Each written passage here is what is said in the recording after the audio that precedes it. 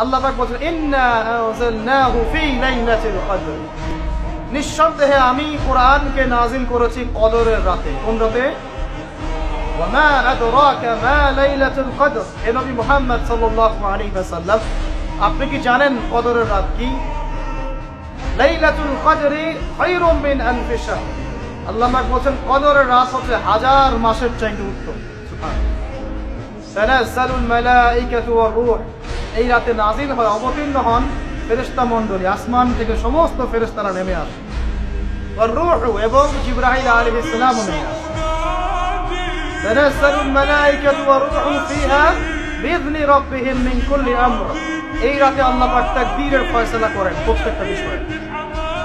সালামুন হিয়া হাত্তা মাতলাইল ফজর, এবং ফজর পর্যন্ত এই রাতে শান্তি বিরাজ করে।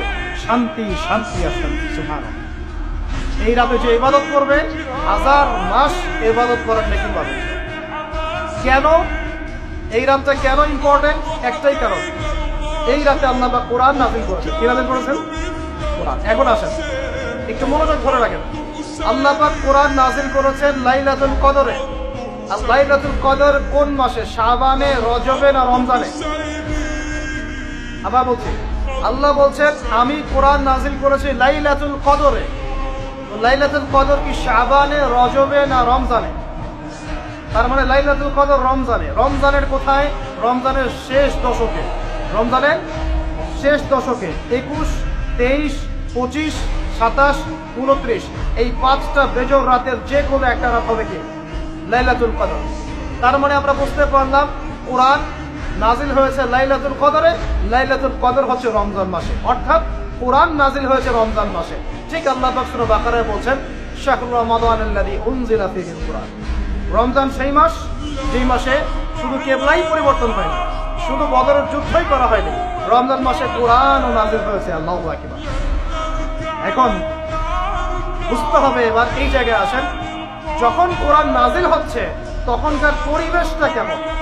এই যুবক ভাইরা একটু খেয়াল করেন, আপনাদের জন্য এই লেকচারটা ইম্পর্টেন্ট, আর আগামীর কাজগুলো আপনাদেরকে করতে হবে। রমজান মাসে কোরআন নাজিল হয়েছে, এখন দেখবো আমরা কোরআন কোন প্রেক্ষাপটে নাজিল হয়েছে, কেন নাজিল হলো, কোরআন নাজিল হওয়ার কি প্রয়োজন ছিল বিশ্বে। কোরআন নাজিল হয়েছে এমন একটা সমাজে, যে সমাজটা নিয়ে আমরা বলি আইয়ামে জাহিলিয়া। কি বলি ভাই? কোথায় নাজিল হয়েছে? হেরা গুহায়। কার উপর নাজিল হয়েছে? মুহাম্মদ রাসূলুল্লাহ সাল্লাল্লাহু আলাইহি ওয়াসাল্লামের উপরে। কখন, কিভাবে, কোন প্রেক্ষাপটে?